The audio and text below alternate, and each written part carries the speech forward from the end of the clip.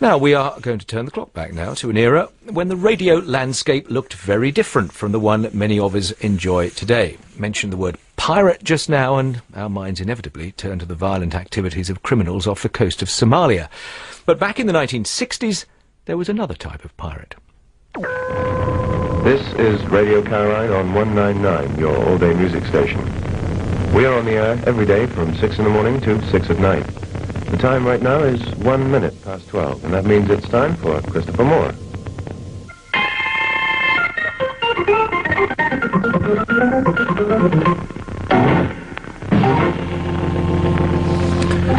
Well, Radio Caroline is perhaps the best known of the pirate radio stations of that era. It started back in 1964 when British radio was dominated by the BBC. Hello and happy Easter to all of you. This is Christopher Moore with the First Record program on Radio Caroline. The first record is by the Rolling Stones, and I'd like to play it for all of the people who worked to put the station on the air, and particularly for Ronan.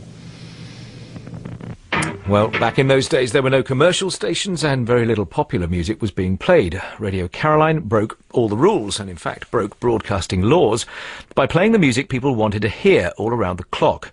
At one time, the DJs claimed to have 25 million listeners. Not surprisingly, though, it didn't go down very well with the authorities. Here's the Postmaster General Edward Short speaking in 1966. The pirate stations pinch these wavelengths. They're a hazard to shipping. And thirdly, of course, they're acting illegally, and we live under the rule of law in this country. And if these wealthy interests who run these ships can cock a snook at the law, this brings the law into disrepute. Well, now, 46 years after they started, a new book says the spirit of pirate radio is still very much alive and well. Adrian Johns is a professor of history at the University of Chicago. His book, Death of a Pirate, argues that there's still a little bit of the pirate spirit in today's radio landscape, and that the pirates of the 60s have even influenced the podcasters of today. Radio was a vehicle for popular experimentation right from the beginning. And the communities that evolved to experiment with radio, not only in the UK but in the United States, France and Germany, had a very strong belief that the way to advance radio in particular, but technology and culture more generally, was through the open sharing of research and information. And that ethos is one that was inherited by the digital communities now. The ideals of distributed creativity and shared information that pervade the world of digital networks are ideals that date back to the pirate experimenters who challenged the monopoly on media that existed in the mid-20th century. So were they really trailblazers? Well, who better to ask than a pirate? John Myers was a DJ on Radio Caroline in 1986-87, broadcasting from a ship off the coast of England. He went on to broadcast on French pirate radio and was even raided by the police at one stage. Yes, that was probably the high point of my career. I was just queuing up the next record. We were aware that we might have been broadcasting on the edge of the law. We thought we had a licence, but we'd had to change frequency a few times. And it wasn't a complete surprise when not 1, 2, 3, but 8 gendarmes walked into the studio. The chief policeman had a scroll which he unravelled to inform us that by the orders of the Ministry of the Interior we were being taken off the air, and you sort of quietly pull the fader down and say, anything else I can do to help you, officer, in your best French. Yes, when eight gendarmes come in, you know they mean business. They hadn't come in for a request or a dedication. Now, you and I are colleagues. I never knew you had this revolutionary side to you.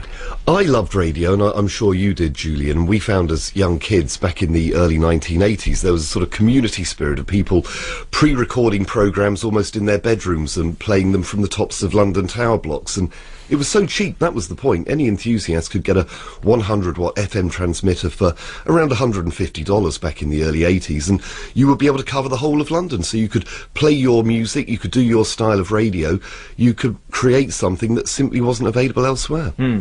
But the fact that it was breaking the law, did that trouble you at all? It didn't specifically cross our minds because we were young and naive, I guess, and the fact was that it seemed to be tolerated. The key rule was don't interfere with another licensed service. If you were causing a problem, you could expect problems. And we were at the beginning of something that became actually quite a big commercial industry that followed on from us. We had live all-day dance music stations broadcasting in stereo, and that's when the authorities really woke up to the situation and thought, we've either got to clamp down and or legislate and create new stations. So basically, if you showed there was a demand for a service, it was up to the government to respond and say, well, OK, let's give London a dance music station. OK, well, we'll hear the thoughts of Diane and Paddy on this in a moment, but at this point in the conversation we are going to hear a piece of music that I know, John, there is a story behind, so we'll hear the story after we've heard the music. These are the Waterboys and The Whole of the Moon.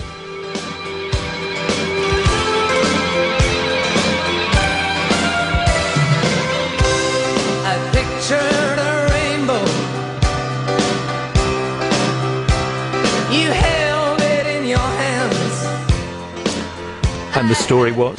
Picture a big red boat about 40 kilometres off the English coastline, about 90 metres long with an aerial mast 90 metres high. And the problem with pirate radio is you get very sucked into the cause. You do anything to keep the station on air, and I was one of the few loonies that was actually willing to climb the aerial mast to carry out essential repairs.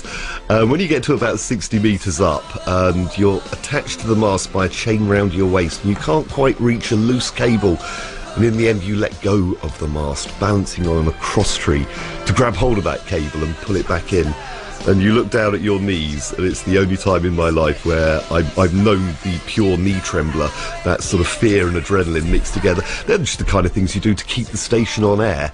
And when you've got a glorious full moon looking out over the Thames estuary, a song like this sort of sums up your time of working on a boat in the North Sea. I'm sitting and looking at Diane's facial expression. I can't determine whether you're thrilled, aghast, or just generally absorbed by John's story.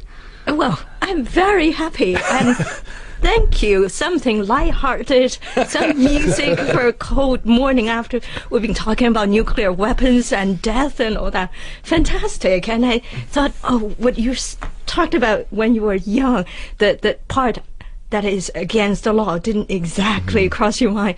I don't want to get into any trouble. I was in Tiananmen Square, and as a youth, in a way, it's not the same thing, but it's part of that thrill. Being young, you think actually it's your duty to go up against the establishment, something unfair of the world, and to make changes to the world, make it better.